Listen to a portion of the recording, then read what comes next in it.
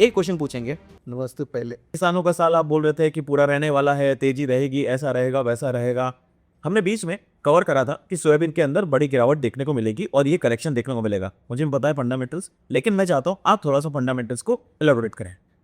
देखिए, सबसे important word क्या है कि किसानों का साल। किसानों का साल कब? जब आवक आता है तब, कि या पूरे साल होता है तब। बिल्कुल। आपको अपने माल का उचित भाव मिल रहा है या नहीं मिल रहा, ये सबसे इम्पोर्टेंट है।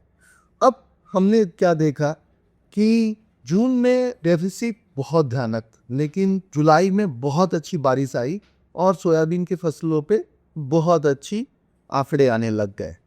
कल ही सोपा का एक बैठक हुआ और सोपा का बैठक में ये क्लियर हो रहा था कि क्रॉप काफ़ी बेटर है।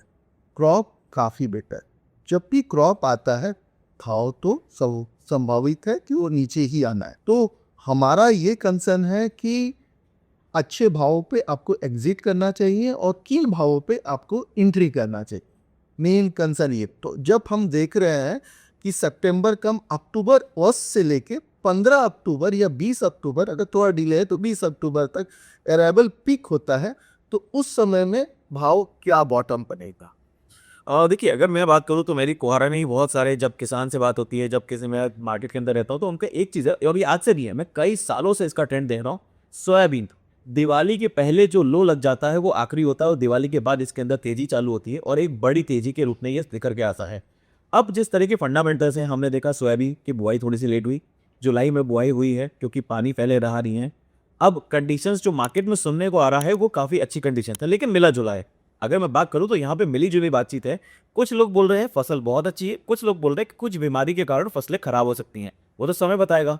अब बारिश कितनी डिपेंडेंट है, अब तो यहाँ पे हमें अगस्त करीब करीब खत्म होने को आ गया है। अब बात कर रहे हैं सितंबर की। सितंबर में सोयाबीन को कितनी बारिश की जरूरत?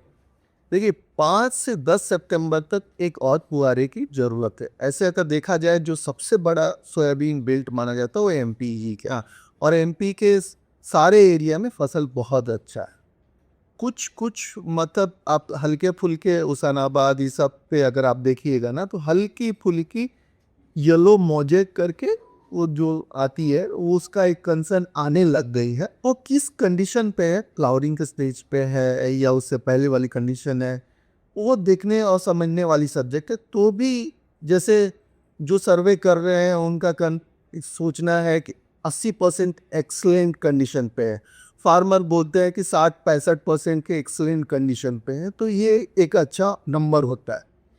लेकिन ऊपर बात तो नहीं यहाँ पे फंडामेंटल्स की, जिस तरह से मैं रिपोर्ट यहाँ पे देख रहा हूँ कि जो बिजाई है वो उतनी पूरी हुई है जितनी लास्ट ईयर थी, उतनी की उतनी ही है। डिमांड इस साल बढ़ती नजर आ रही है या घटती नजर आ रही है? ऐसा तो नहीं कि हमारे यहाँ पे सोयाबीन बहुत अच्छी हो जाए या फिर ग्लोबल मार्केट में सोयाबीन की कोई किल्लत आ जाए। देखिए, सबसे पहली बात है कि सोयाबीन में हम जब क्रश करते हैं तो 83% सोयाबीन निकलता है। अब 6,000 के ऊपर किसानों को, जैसे आपने शुरू में बोला था कि ऊपर के भाव, अब इसमें सब्जेक्ट समझने वाली है कि 6,000 के ऊपर अगर सोयाबीन टिका हुआ है, तो अगर सोयाबीन निकलती है तो हम एक्सपोर्ट कहाँ कर पाएंगे। जो जनरली नवंबर से फरवरी जो मेन टाइम होता है, प्लांट क्रश करता है, और उसमें से जो सोयाबीन निकलता है 6 से 8 लाख का एक्सपोर्ट फिगर रहता है जनरली। वो बहुत बड़ा हिट आता है अगर भाव सोयाबीन का 6,000 के ऊपर का रहता है। तो इसीलिए भाव संभावित है कि डाउन जाए पहले, उसके बाद निकले, तो ये काफ़ी अच्छी। सितंबर में जो प्लांट्स रहते हैं वो मेंटेनेंस पे चले जाते हैं, करीब 60% प्लांट्स मेंटेनेंस पे चले जाते हैं क्योंकि उनको अब नए फसल आती है तो उनके पास यहाँ पे टाइम रहता है 1 महीने का। तो जो पुरानी फसल है, आवक तो अभी इतनी बची नहीं है। पुरानी फसल अगर देखा जाए तो ऑलमोस्ट कहीं कहीं खत्म हो चुकी है, हार्डली 10% 15% के आसपास बची होगी, इतनी भी शायद नहीं बची होगी। और जो मार्केट में अब माल आ रहा होगा, तो ये जो रेट है, इस रेट में घबराहट में जो किसान है, जो अपना पुराना माल रखा हुआ है, जिसकी अंदर मॉइस्चर काफ़ी कम रहता है, और जो पुराना माल है जितना अच्छा रहेगा वो तो आप जानते ही हैं, तो क्या वो उसको निकाल देना चाहिए या वो रखना चाहिए आगे के समय के लिए, और नई जो फसल आएगी उसके अंदर और गिरावट आ जाएगी? देखिए, जो पुराना फसल है उसमें जनरली 10% मॉइस्चर के आसपास की बात होती है, 10 to 2 की बात होती है। तो वो वाली माल जो है, अगर हम ये लेते हैं इंदौर का, कोई ना कोई एक स्पॉट अपने को लेना चाहिए। इंदौर ले लेते हैं, तो इंदौर मंडी की जो भाव जनरली कल 5,780-50 तक नीचे गिर गई। फिर वो रिकवर करके 6,000 के आसपास में मत जाइए।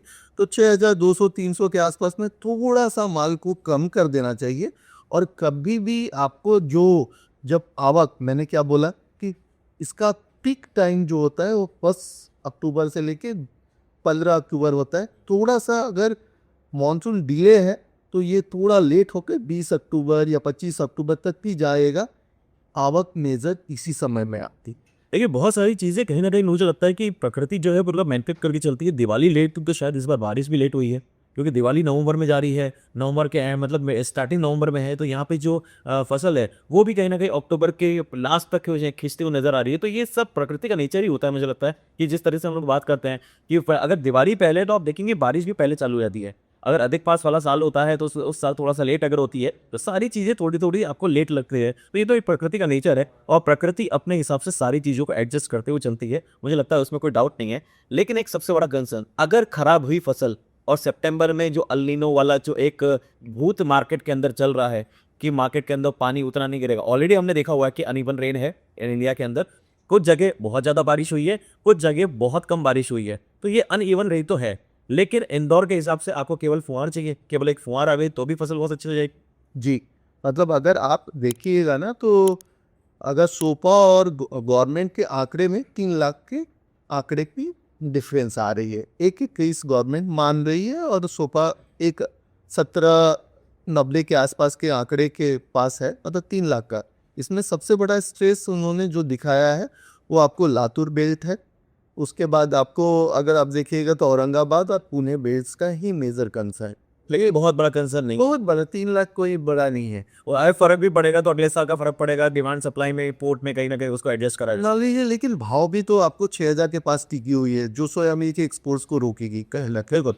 तो ये सोयाबीन के भाव को ऊपर नहीं जाने देगी। लेकिन मेजर आईएनबी कंसर्न क्या था? आईएनबी कंसर्न था, वो लोग पहले भी बोल रहे थे कि अगस्त तक बारिश में उतनी स्ट्रेस नहीं आएगी, आनी तो आपको सितंबर की बात है। मतलब क्या है? मतलब है कि रबी का जो क्रॉप है, रबी का तिलहन है। रबी का तिलहन कौन सा हो गया? सरसों।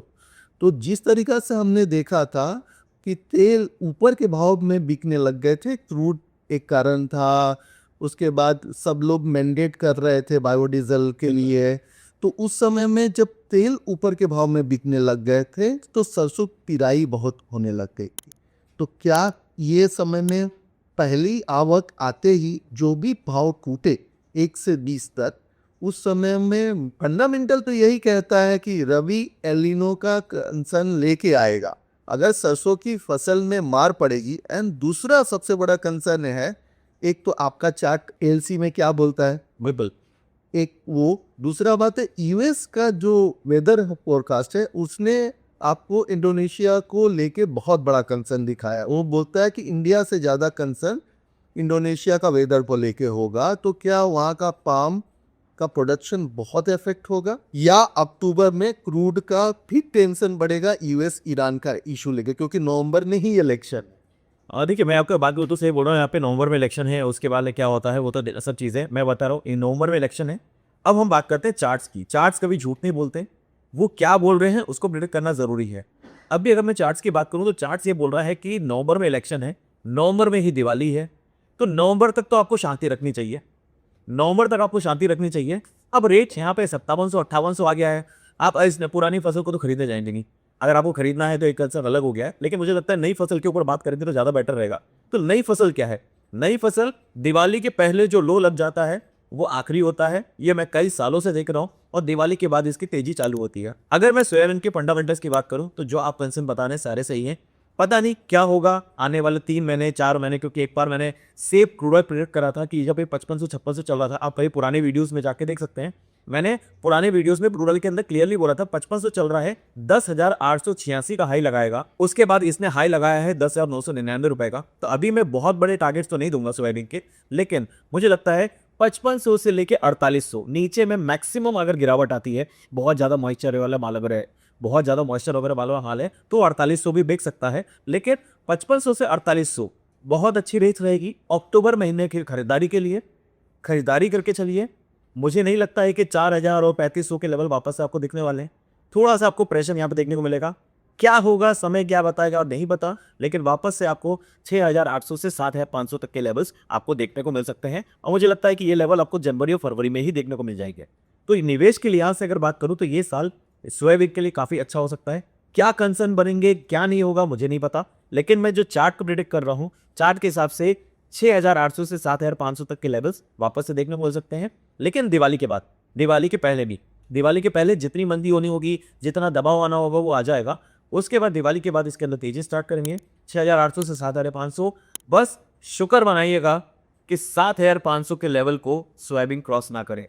अगर 7,500 के लेवल को क्रॉस कर दिया तो फिर अगला टारगेट मैं आपके सामने जरूर दूंगा, लेकिन अभी उसमें समय है। बहुत जल्दी बड़े टारगेट देना, लोगों को फंसाना, बहुत कुछ करने हैं, कंडीशंस हो सकती हैं। पहले सितंबर 1 से लेकर 10 सितंबर तक बारिश किस तरह की है, क्या कोई कंसर्न यहां पे निकल के आ रहा है, वो देखना जरूरी होगा। लेकिन ये साल अगर मैं बात करूंगा निवेश के लिए तो सोयाबीन एक बहुत बढ़िया साल हो सकता है। 5,500 से लेके 4,800 ये रेंज में अगर मिलती है तो सोयाबीन में मुझे लगता है खरीदारी करके चलना चाहिए।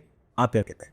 जी, मैं भी यही बोल रहा हूँ कि 1 अक्टूबर से लेके 25-26 तक जो भी मंदी बन जाए, इसमें जैसे लोग इक्विटी में बोलते हैं ना एसआईपी करना चाहिए, वैसे ही एसआईपी आप कीजिए। क्योंकि देखिए यूएस का क्रॉप अच्छा है, आने वाला ब्राज़ील अर्जेंटीना का जो बिजाई आएगा और उस समय में उनका क्या भाव आता है, उनका सीएनएफ अगर $450 के ऊपर सस्टेन नहीं करता है तो प्रेशर बनेगा। लेकिन जैसे मैंने क्या बोला है, एलिनो एक्चुअली आपको अगस्त के बाद एक्टिव होने वाला है। तो अगस्त के बाद एक्टिव होगा तो रवि के लिए कितना हिट करेगा अपने आरएनसी के लिए, पहला चीज। दूसरा बात है पाम के लिए, चने के लिए या मतलब अभी चने पे नहीं जाते, हम तेल की ही बात कर रहे थे, ठीक है ना। तो ये कितना बड़ा तेलों में डिमांड लेके आएगा, इतनी बड़ी तेजी लेके आएगा वो, मतलब और क्रूड का भी एक्स्ट्रा सपोर्ट कुछ मिल गया तो मतलब सोने पे सुहागा। तो आपका जो चार्ट बोल रहा है वो मेरा फंडामेंटल भी बोल रहा है कि एलिनो का सपोर्ट अक्टूबर नवंबर के बाद काफ़ी बड़ी आएगी। और वो तो समय बताएगा, अल नीनो है, वॉर है या कुछ और है या फिर फसल खराब होती है, वो तो समय बताएगा। लेकिन चार्ट सब यही बोल रहे हैं कि 5,500 से लेकर 4,800 के बीच में धीरे धीरे खरीदारी करके चलिए। 5,500 से 4,800 के बीच में अगर आप खरीदारी करके चलते हैं, धीरे धीरे खरीदारी करके रहते हैं, लेकिन खरीदारी का मौका अभी तो है नहीं। 1 अक्टूबर से लेकर 20 अक्टूबर के बीच में आएगा, तो वो जब खरीदारी का मौका आएगा खरीदारी करके रखिए। इस साल सोयाबीन मुझे लगता है कि 2026-2027 में आप सोयाबीन की रेंज जो अगर देखेंगे तो काफ़ी अच्छी देखेंगे। बहुत बड़ी गिरावट की तो उम्मीद नहीं है, जो गिरावट आनी है 20 अक्टूबर तक आ जाएगी, उसके बाद वापस से तेजी का उछाल बनता नजर आएगा। आगे अगर कोई भी पॉडकास्ट है आपको लगता है कि किसी और चीज़ पे करना चाहिए, डेफिनेटली करेंगे। एक हमारे पास क्वेरी जीरा की आएगी, तो अगले सप्ताह जीरे पे या फिर किसी और कमोडिटीज पे जो भी अच्छी लग रही होगी या फिर जिस पे कंसर्न बन रहे होंगे उसके ऊपर हम बातचीत जरूर करेंगे। अगर आपको कोई भी रिपोर्ट चाहिए तो आप हमसे पेड रिपोर्ट खरीद सकते हैं। 8484998474 पर कॉन्टैक्ट करिए, आप हमसे बातचीत करिए। जो भी आपको रिपोर्ट चाहिए, जो भी आपका कंसर्न होगा मार्केट में, हम उसको सॉल्व करने की जरूर कोशिश करेंगे। Thank you so much. नमस्कार। नमस्ते। Investments in securities market are subject to market risks. Read all the related documents carefully before investing.